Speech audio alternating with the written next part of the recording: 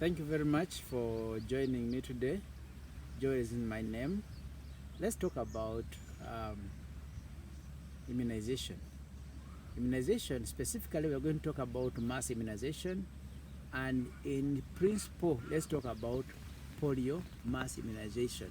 So when we talk about immunization, we are talking about prevention of illness. We use vaccines made specifically to be introduced into a person so that person can develop a certain type of immunity to fight a given disease. We have had mass immunization against measles, we have had immunization against polio, and different conditions at different times. Let's talk about the current mass immunization of polio that is taking place all around Uganda, but specifically I'm looking at Kalangala. Ladies and gentlemen, when I talk of Kalangala, I'm talking of an island, a water-bordered district which is having different pockets where human beings live. Now, those human beings, men and women, they have their children. So these children have to be immunized. We move house to house, school to school, church to church, mosque to mosque. Wherever there is a child, we reach there. And this time we look at whoever is below 5 years. If you are delivered at a time when we are immunizing your elder sister who is 3 years and they deliver you there and then, we also give you a drop. You take your drop. So that is the math thing. We are looking at fighting to make sure that at the end of a given targeted period, there's no more polio. There's no more new polio cases in our community. All the resources which are used in immunization, we need to appreciate that it is an equal contribution, because the taxes you pay, the salt you eat at home, the soap you buy from the shop, the boda that transports you from maybe home to wherever, the fuel they use, everything that is being used in the country is taxed. Now, part of the taxes is taken to be part of the contribution towards such an exercise. Health workers will be given allowances, vaccines will be purchased, cold chain will be maintained. Whatever needs money is spent, but it is a package. Well, there are well-wishers. For example, I can give a Rotary. Rotary is a well-wisher to such a program, and they contribute quite some good money in the purchasing of the polio doses. So these doses that are brought onto your doorway, it is the dose that is purchased from all of our contribution. If it is our own effort, we need to take it in as something of a value.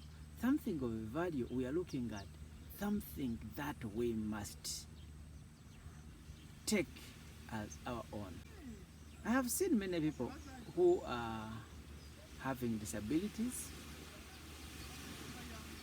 because of poliomyelitis.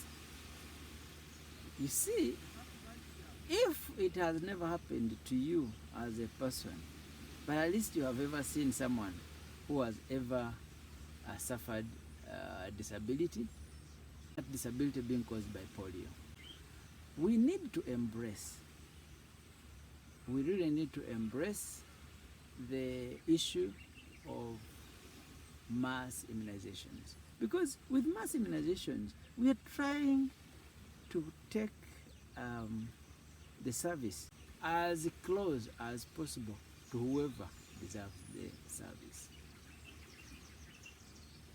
If we don't do this today, in the future, we will find that there will be issues. So these issues, which are health related, they are the issues we should fight. There is the issues that we should try to avoid. So when there's anything dealing with a health related subject, let the health workers come out and stand in that gap and explain. The public should know, and when the public has any question, let them also come out and bring out those questions. As we said, immunization, we are introducing drugs, some medicines in a person's body with an intention that these drugs we are putting in a body, they are going to help this body to fight against specific or targeted disease. For example, if I give you the vaccine, which is the medicine now, those medicines are called vaccines. So if I give you the vaccine that prevents a person from getting TB, it means when the TB germ come to enter a body, the body will be able to fight that germ. So that germ will die. If I give you the vaccine for measles, it will do the same thing. If I give you the vaccine for polio, it will also prevent you from getting the disease that causes polio disability. Now, the vaccine I give you, if it is for polio, it will never prevent you from TB. If I give you the vaccine for TB, it will never prevent you from getting polio. If I give you the one for polio, it will never prevent yellow fever. This one means that each vaccine we give specifically to fight against that targeted disease. Now, where do we get the vaccines? These vaccines are made from specific factories. When they are made in the factories, at given temperatures, they are transported into the central store, the government store, at the same temperatures. Then they get them from that particular national store. They bring them at the district store at same temperatures. When we get them from the district store into the health facility store at same temperatures, and then we get them from these stores of ours and give them to the right people at the same temperatures. So that one, we are looking at something which we call cold chain. So the maintenance of the temperatures give us a room of giving the chance to the final user of our vaccines at the same temperature. Now, why do we immunize people? We immunize people because we don't want these people to suffer the disease. That disease we are targeting at. There are many diseases, but there are those diseases that really cause a very negative, or which can even cause death. For example, when I talk of polio, it's the common word. We talk of polio. Polio is a very bad disease. It causes disability. When it causes disability, it leads people into poverty. It leads people into unable to function to their fullness.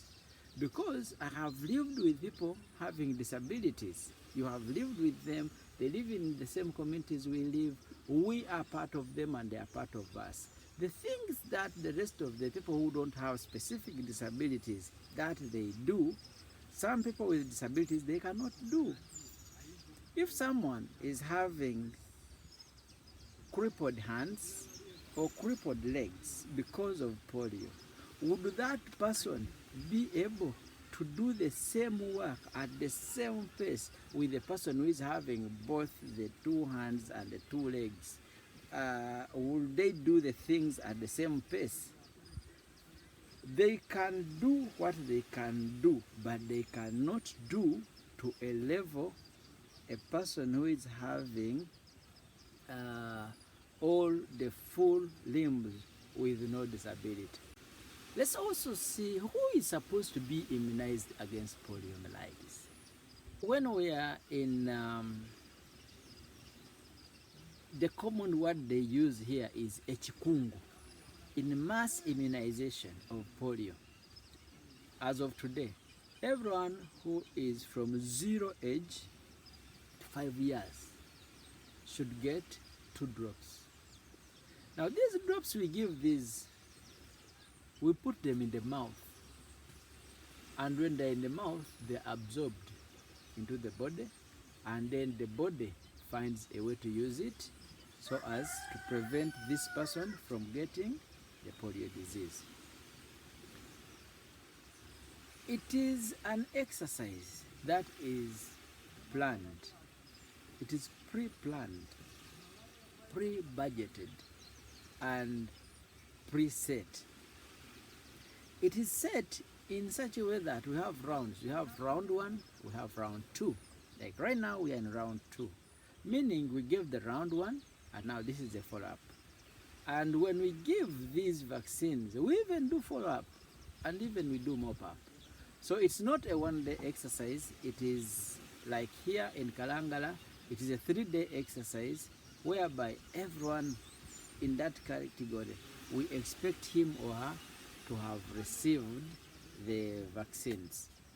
And not just getting the vaccines, but we need the right vaccines at the right temperature at the right time.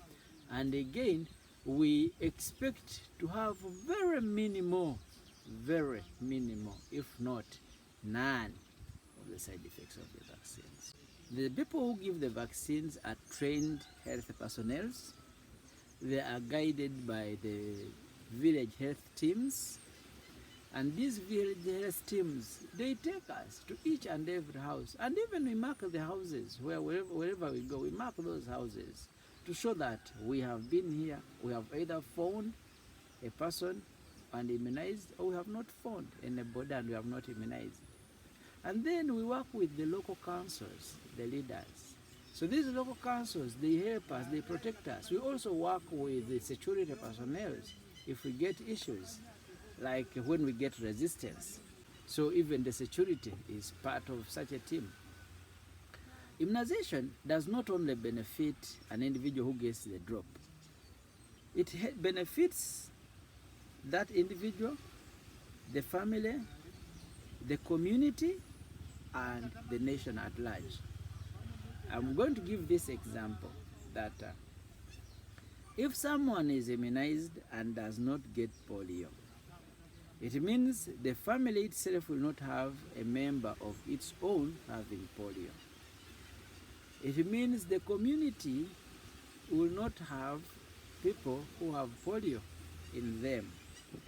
Again, it will mean the nation will have a reduced numbers of people having disability due to polio. Now, this also, when you bring it back into our day-to-day experience, you'll find that this person will be able to walk well to school, will be able to fully participate both in the physical and the mental activities like physical running, playing football, enjoying life like any other children with no or less limitations.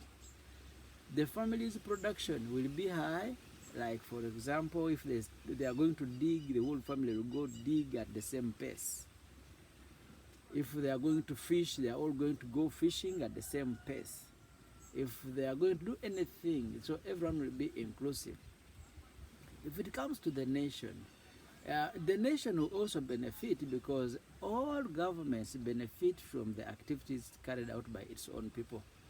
If the people in a given locality are having many people whose performance are less by the virtue of the fact that they have people having disabilities, so their performance is less, then it means the government will have reduced production. But if the production is high because everyone is fully active, then the government will also receive a big output. Now, these immunizations, as I said, since they are supported by the governments, Also, government is supported by its own people. For example, when we buy sugar, when we buy salt, when we buy everything, these home things that we use, the government receives taxes from everything that we buy. So these taxes, when they go into the central treasury, part of it is sent into health departments, and drugs and vaccines are purchased. So when they are purchased, we get such. But again, we have NGOs like Rotary. So Rotary also is part of the organizations that I'm sure that contributes towards polio vaccination. We also have Red Cross. We have many organizations that I can mention and who do a very good work. Now, it's very important that we should embrace things like mass immunization, because at the end of the day, we are the people who benefit. I have always told the people, I think I don't want to work much. I might be a lazy person, I might say, but not that I don't want to work. I always prefer preventing other than fighting for curing. So prevention of polio is by immunization, and since I say prevention is better than cure, so let's all take it and let's all fight and make sure that we prevent our children from getting polio, and let's not look for the cure of polio for us for now, since we can prevent it very well. Ladies and gentlemen, it has been nice talking to all of you, and thank you for joining me, and thank you for supporting. I encourage you to subscribe and also to share, so that those other people who have not got a chance can also get a chance of listening to this. Thank you very much. Joel is my name. Be blessed. Bye.